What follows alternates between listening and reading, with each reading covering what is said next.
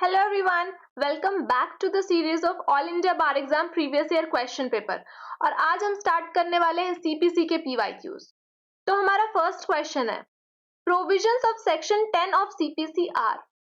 जो सेक्शन 10 के प्रोविजंस हैं, क्या वो डायरेक्टरी हैं, मैंडेटरी हैं, नॉन मैंडेटरी हैं या डिस्क्रिशनरी हैं? तो क्वेश्चन नंबर 1 का सही आंसर है option 2, that is provisions of section 10 are mandatory.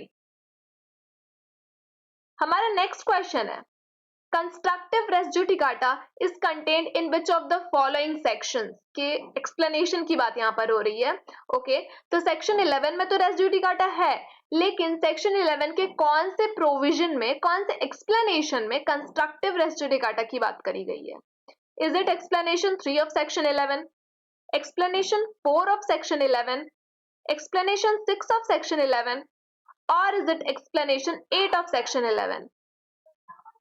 The correct answer to this question is option 2, that is explanation 4 of section 11 talks about the constructive res judicata. The next question is, if a party who obtained an order for leave to amend pleading which does not amend the same within how many days, he shall not be permitted to do that without the leave of the court. अगर party ने court से permission ली है कि वो अपने pleading को amend करना चाहते हैं, लेकिन इनमें से कितने दिनों में अगर उन्होंने अमेंड नहीं करा तो बाद में वो अमेंड नहीं कर सकते हैं? Is it 15 days, 14 days, 20 days और 13 days? The correct answer to this question is option 2, 14 days. अगर आपने अमेंडमेंट की परमिशन ली है तो within 14 days you have to amend your plaint or written statement. The next question is, provision for settlement of dispute outside court has been provided under which section of CPC? यहाँ पर बात हो रही है settlement of dispute outside the court. Outside the court हम कैसे कर सकते थे? मेडिएशन के थ्रू, आर्बिट्रेशन, कंसिलिएशन, ये सारे प्रोसेस जो होते हैं, लोक अदालत, ये आउटसाइड कोर्ट हम सेटलमेंट करते हैं। तो इनमें से कौन से सेक्शन में इन प्रोविजंस की बात करी गई है? Is it section 91, section 89, section 51 और section 151 of the CPC? Correct answer to this question is option 2, that is section 89 of CPC talks about the settlement of dispute outside the court. इसे हम ACJM word से याद कर सकते हैं। A for arbitration, then conciliation, then judicial settlement and M for mediation. And judicial settlement में हम लोक अदालत भी इंक्लूड करते हैं। ये 89 में ये बात कही गई है। ठीक है, तो ये चारों वर्ड आपको याद रखने हैं।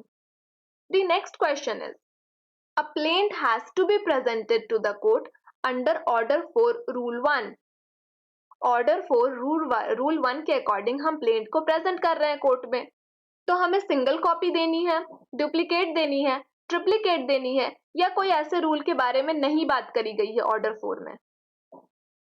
Correct answer to this question is option 2, that means अगर हम प्लेंट प्रेजेंट कर रहे हैं तो हमें डुप्लीकेट में प्रेजेंट करना पड़ेगा। ऑर्डर 4 इंस्टीट्यूशन ऑफ सूट्स की बात करता है, इसे हम सेक्शन 26 ऑफ सीपीसी के साथ पढ़ते हैं। The next question is, omission to give notice under order 21 rule 22 will. अगर हम ओमिट कर दे रहे हैं to give notice under order 21 rule 22, order 21 में हम क्या बात करते हैं? एग्जीक्यूशन के बारे में बात करते हैं। ठीक है, अगर हम नोटिस ओमिट कर रहे हैं तो will it render the execution null and void? Will it render the execution irregular? Will it render the execution voidable? Or there will not be any effect to the execution? Correct answer to this question is option 1, that is it will render the execution null and void, because आपने omit कर दिया notice देने से in order 21 rule 22. The next question is, where a decree is passed against the Union of India or state for the act done in official capacity of the person concerned under section 82 of CPC, execution shall not be issued on any such decree unless the decree remains unsatisfied for the period of 3 months, 6 months, 1 year और 2 years from the date of decree. इस question में ये बात कही जा रही है, अगर हमने यूनियन ऑफ इंडिया के खिलाफ या स्टेट के खिलाफ कोई डिक्री ली है और उस डिक्री को एग्जीक्यूट नहीं किया गया है अभी तक बाय द गवर्नमेंट, तो हम उस डिक्री की एग्जीक्यूशन करवाना चाहते हैं। अब तो एग्जीक्यूशन कराने से पहले हमें नोटिस देना पड़ता है स्टेट को या यूनियन ऑफ इंडिया जिसके खिलाफ भी डिक्री आई है, उसे हम पहले नोटिस देंगे कि आप एग्जीक्यूट करिए, और अगर आप एग्जीक्यूट नहीं करते उसके बाद हम कोर्ट के पास जाएंगे। तो कितने टाइम पीरियड का हमें नोटिस देना पड़ता है, पूछा जा रहा है। Correct answer to this question is 3 months from the date of decree. Date of decree के 3 महीने के अंदर हम एग्जीक्यूट नहीं करा सकते हैं अपने डिक्री को, अगर स्टेट या यूनियन एग्जीक्यूट नहीं कर रही है तो। और जब अनसैटिस्फाइड है 3 months के लिए, 3 months तक अनसैटिस्फाइड है हमारा एग्जीक्यूशन का डिक्री, तो हम उसे एग्जीक्यूट करवा सकते हैं। Next question is a decree holder means. अब डिक्री होल्डर का क्या मतलब होता है? Any person in whose favour a decree has been passed और an order capable of execution has been made. Any person in whose favor a decree has been passed or an order incapable of execution has been made. Any citizen in whose favor a decree has been passed or an order capable of execution has been made. Or any corporation in whose favor a decree has been passed or an order capable of execution has been made. तो यहां पे पूछा गया है decree holder का क्या मतलब होता है, तो इसका सही आंसर हो जाएगा option 2। That means decree holder means any person in whose favour a decree has been pass या फिर order incapable of execution has been made. Sorry, यहाँ पे थोड़ी सी गलती हुई है। Option 2 is not the correct option. Correct option will be option 1, that is decree holder का मतलब होता है कोई भी पर्सन जिसके फेवर में डिक्री पास हुई है या फिर order capable of execution has been made. यहाँ पर इनकेपेबल वर्ड आ गया, इसीलिए ये ऑप्शन गलत हो गया। The next question is suit by indigent person is dealt under. अब हम इंडिजेंट पर्सन से रिलेटेड सूट को कहाँ डिस्कस करते हैं? Is it under order 44, order 33, order 55 और order 22? Suit by indigent person. तो the correct answer to this question is option 2, that means order 33 के अंदर हम सूट्स बाय इंडिजेंट पर्सन के बारे में डिस्कस करते हैं, और उससे रिलेटेड अगर हमें अपील की बात करनी है तो हम ऑर्डर 44 में चले जाते हैं। The next question is provisions regarding filing of suits by an alien under CPC is dealt under. Provisions regarding filing of suit by an alien under CPC इनमें से कौन से सेक्शन के अंदर हम कर सकते हैं? Is it section 21A, section 15, section 218 और सेक्शन 83? सी 218 तो सबसे पहले हम कट कर देंगे बिकॉज सीपीसी में 218 तक सेक्शन ही नहीं है, ठीक है। 158 तक कंप्लीट हो जाते हैं सारे सेक्शन। सेक्शन 15 में बात होती है सूट लोएस्ट ग्रेड के कॉम्पिटेंट कोर्ट में हम जाते हैं, कोई भी सूट लेकर इस बारे में बात करी गई है। इसका सही आंसर हो जाएगा option 4, that is section 83 talks about the provisions regarding filing of suit by an alien under the code of civil procedure.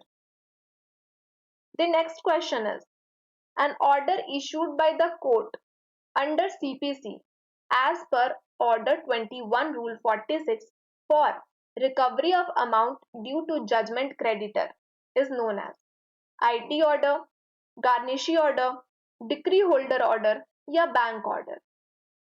C order 21 rule 46 आते ही आप अपने ध्यान में रख लीजिएगा कि ये गार्निशी ऑर्डर के बारे में बात करता है, ठीक है। ऑर्डर 21 रूल 46 का मतलब गार्निशी ऑर्डर, ठीक है। और इसमें बात होती है for recovery of amount due to judgement creditor. Next question, section 88 read with order 35 of the CPC 1908 deals with. Section 88 को अगर हम ऑर्डर 35 के साथ रीड करेंगे तो ये किसके बारे में बात करता है? Is it interpleader suit, interlocutory order, restitution order और अटैचमेंट ऑर्डर? क्वेश्चन नंबर 14 का सही आंसर है option 1, that is interpleader suit के बारे में बात होती है। इंटरप्लीडर वो पर्सन होता है जिस पर्सन के पास सपोज एक प्रॉपर्टी है, ए प्रॉपर्टी, और उस ए प्रॉपर्टी के लिए दो लोग झगड़ा कर रहे हैं। एक एक्स पर्सन है, वो कह रहा है दिस इज माई प्रॉपर्टी, और वाई कह रहा है दिस इज माई प्रॉपर्टी। अब ए प्रॉपर्टी जिस पर्सन के पास है, वो पर्सन को बस उस प्रॉपर्टी से पीछा छुड़ाना है कि भाई जिसकी प्रॉपर्टी है उसके पास चली जाए, मुझे इस प्रॉपर्टी को रखने का, इस प्रॉपर्टी की केयर का जितना पैसा लगा था आप सिर्फ उतना पैसा मुझे दे दीजिए। तो वो पर्सन क्या करता है कि वो कोर्ट में जाके उस प्रॉपर्टी को जमा करा देता है और ये कहता है कि इस प्रॉपर्टी की जब भी डिसीजन आएगी तो जिस पर्सन की ये प्रॉपर्टी, उस पर्सन को ये आप प्रॉपर्टी दे दीजिएगा, मुझे इस मैटर से आउट कर दीजिए, बस मुझे मेरा जो कंपेंसेशन बन रहा है वो मुझे दे दीजिए। तो ये होता है एक इंटरप्लीडर सूट। मतलब जो इंटरमेडलर, जो बीच वाला पर्सन होता है, वो पर्सन अपने आप को विड्रॉ कर लेता है कि मुझे इस झगड़े में, इस सूट में मुझे नहीं पड़ना है, ठीक है, दैट इज इंटरप्लीडर सूट। और ये सेक्शन 88 में बात होता है, इसे हम ऑर्डर 35 के साथ पढ़ते हैं।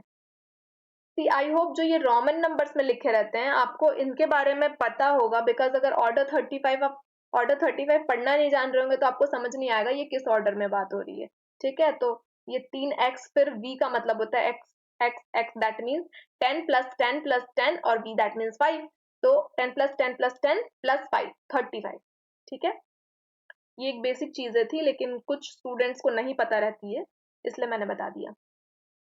हमारा नेक्स्ट क्वेश्चन है, principle of res judicata is dealt under which section of CPC? See, अभी हमने रेस जुडिकाटा के कंस्ट्रक्टिव रेस जुडिकाटा के बारे में हमने बात करा और उसकी एक्सप्लेनेशन हमने बताई कि एक्सप्लेनेशन 4 में दिया हुआ है। तो एक्सप्लेनेशन 4 ऑफ विच सेक्शन था वो?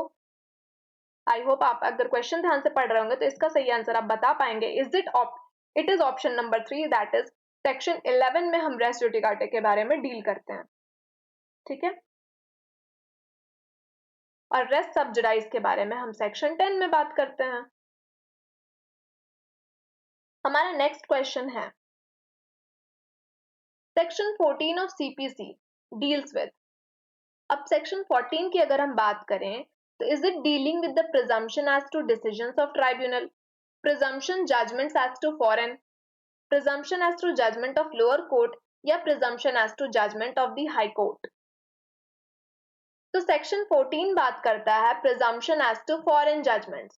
फॉरेन जजमेंट्स जितने भी होंगे, कोर्ट शैल प्रिज्यूम दैट कि वो जजमेंट्स सही जजमेंट्स हैं, अनटिल उन जजमेंट्स के बारे में जो एक्सेप्शंस हमारे सेक्शन 13 में दिए हुए हैं, दैट मींस वहां पे 6 एक्सेप्शंस दिए हुए हैं, दैट इज अगर मेरिट्स पे डिसाइड नहीं हुआ है, जुरिस्डिक्शन के बाहर था वो सूट, या फिर नेचुरल जस्टिस को फॉलो नहीं करता, इस तरह से जो 6 प्रिंसिपल्स दिए हुए हैं उनमें से अगर किसी में भी फॉल कर रहा है तो हम प्रिज्यूम नहीं करेंगे, तो उस प्रिजम्पशन को कैंसिल किया जा सकता है।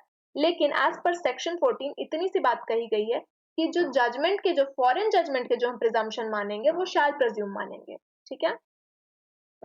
हमारा नेक्स्ट क्वेश्चन है, A residing in Delhi, A Delhi में रिजाइड कर रहा है, publishers in Kolkata statements defamatory of B, उसने डिफेमेटरी वर्ड्स बोले बी के बारे में और उसे पब्लिश कर दिया कोलकाता में। तो बी जो है वो ए को कहाँ कहाँ सू कर सकता है? क्या वो सिर्फ दिल्ली में सू कर सकता है क्योंकि दिल्ली में तो ए रिजाइड कर रहा है? क्या वो सिर्फ कोलकाता में कर सकता है बिकॉज जो कॉज ऑफ एक्शन अराइज हुआ है वो कोलकाता में हुआ है? क्या वो दिल्ली और कोलकाता दोनों में कर सकता है, या आइदर इन कोलकाता और इन दिल्ली? तो इसका सही आंसर हो जाएगा ऑप्शन 4, दैट मीन्स वो या तो दिल्ली में कर सकता है या कोलकाता में कर सकता है। बोथ प्लेसेस पे तो नहीं कर सकता ना कि हाँ चलो दिल्ली में भी मैंने सूट डाल दिया, कोलकाता में भी मैंने सूट डाल दिया, this he can not do. हमारा नेक्स्ट क्वेश्चन है, विच of the following section of CPC defines mean profit? Okay, इसे हम मीन प्रॉफिट पढ़ते हैं। तो जो मीन प्रॉफिट है उसके बारे में कहाँ बात करी गई है, कौन से सेक्शन में हम डेफिनेशन देखते हैं मीन प्रॉफिट का? Is it section 2 clause 4, section 2 clause 14, section 2 clause 6, or is it section 2 clause 12? Question number 16, mean profit. तो मीन प्रॉफिट की डेफिनेशन दी हुई है सेक्शन 2 क्लॉज 14 में, सॉरी सेक्शन 2 क्लॉज 12 में। ऑप्शन नंबर 4 हमारा सही ऑप्शन है। क्लॉज 12 में हम मीन प्रॉफिट की डेफिनेशन देखते हैं और मीन प्रॉफिट का मतलब होता है ऐसे profits which the person in wrongful possession of such property actually received or might with ordinary diligence have received therefrom together with the interest on such by such the person, but it shall not include the profit due to improvements made by the person in wrongful possession. See, mean profit ऐसे profits होते हैं जो wrongfully possess करके कोई person acquire करता है, ठीक है, actually वो receive करता है या वो receive कर सकता था, ठीक है, और इसमें वो प्रॉफिट्स नहीं आएंगे जिस प्रॉफिट्स को जिस पर्सन के पास प्रॉपर्टी है, मतलब रॉन्गफुली मैंने आपकी प्रॉपर्टी ले ली, ठीक है, और उसमें मैंने अपने खर्चे से अपने पैसे से मैंने उसमें और एक दो फ्लोर बनवा दिया या उसकी थोड़ी मरम्मत करवा दी उस घर की उस प्रॉपर्टी की, तो उसका पैसा या उसके कंपेंसेशन को आप नहीं क्लेम कर सकते हैं, ठीक है। तो मतलब जो इम्प्रूवमेंट्स उस पर्सन ने करवाया जिस पर्सन के पास रॉन्गफुल पोजीशन था उसे हम मीन प्रॉफिट में इंक्लूड नहीं करेंगे, ठीक है। तो ये हमारा मीन प्रॉफिट कंप्लीट होता है। हमारा नेक्स्ट क्वेश्चन है अंडर सीपीसी फॉरेन कोर्ट का क्या मतलब होता है। अ court situated outside India, a court situated outside India and not established under the authority of government of India, a court situated in India applying foreign law या all of the above. यहाँ पर बात हो रही है foreign court के बारे में, तो इनमें से कौन सा फॉरेन कोर्ट है। सी, अगर हम सेक्शन 2 के क्लॉज 5 में जाएंगे तो वहां पर बात करी गई है कि foreign court means a court situated outside India, not established और continued by the authority of the central government. ये दो बात कही गई है। तो क्वेश्चन नंबर 17 का सही आंसर हो जाएगा option 2, that means a court situated outside India and not established under the authority of government of India. हमारा नेक्स्ट क्वेश्चन है under CPC find the incorrect match. यहां पर आपको इनकरेक्ट मैच निकालना है। क्या सेक्शन 5 में हम रेवेन्यू के बारे में देखते हैं, रेवेन्यू कोर्ट के बारे में, सही बात है। क्या सेक्शन 7 में हम प्रोविंशियल स्मॉल कॉजेस कोर्ट्स देखते हैं, ये भी सही बात है। क्या section 9 pecuniary jurisdiction of court बताता है, तो no, section 9 does not talk about pecuniary jurisdiction. Section 9 में तो हम कोर्ट ऑफ सिविल सूट्स देखते हैं या सिविल नेचर के सूट्स के बारे में देखते हैं, और पेक्यूनरी जुरिसडिक्शन की बात कहाँ करी गई है, ये तो सेक्शन 6 में करी गई है। और सेक्शन 8 में हम प्रेसिडेंसी स्मॉल कॉजेस कोर्ट्स के बारे में देखते हैं, ठीक है। तो हमारा सही आंसर हो जाएगा ऑप्शन 3, दैट मींस ऑप्शन 3 में section 9 is not related to pecuniary jurisdiction. यहाँ इनकरेक्ट मैच पूछा था, alright. The next question is recovery of specific immovable property may be obtained by CPC within what period। हम specific immovable property को obtain करना चाहते हैं CPC के according, तो क्या हम उसे 7 मंथ्स के अंदर कर सकते हैं, 6 मंथ्स के अंदर कर सकते हैं, 8 मंथ्स के अंदर कर सकते हैं, या 10 मंथ्स के अंदर कर सकते हैं।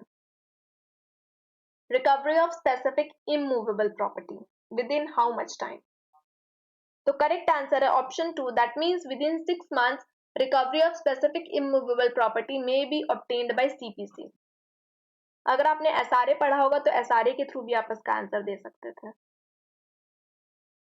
The next question is, a reference can be made during the pendency of the case. Subordinate court refers the case to a high court for the latter's opinion on a question of law.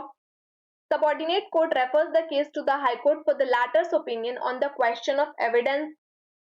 A subordinate court refers the case to the high court for the latter's opinion on a question of fact. या फिर subordinate court refers a case to the high court for the latter's opinion on the question of procedure. यहाँ पर पूछा जा रहा है कि हम रेफरेंस कब करते हैं, क्यों करते हैं। तो करेक्ट आंसर इसका हो जाएगा option 1, that means subordinate court refer करती है अपने केस को हाई कोर्ट के पास ताकि वो हाई कोर्ट का ओपिनियन ले सके on the question of law, ठीक है। क्वेश्चन ऑफ लॉ के लिए हम रेफरेंस करते हैं, ना कि क्वेश्चन ऑफ एविडेंस के लिए, और ना ही क्वेश्चन ऑफ फैक्ट के लिए, और क्वेश्चन ऑफ प्रोसीजर के लिए भी नहीं करते हैं। तो इसी के साथ हमारा 20 क्वेश्चंस कंप्लीट होता है। हम नेक्स्ट वीडियो में क्वेश्चन नंबर 21 से स्टार्ट करेंगे। Thank you.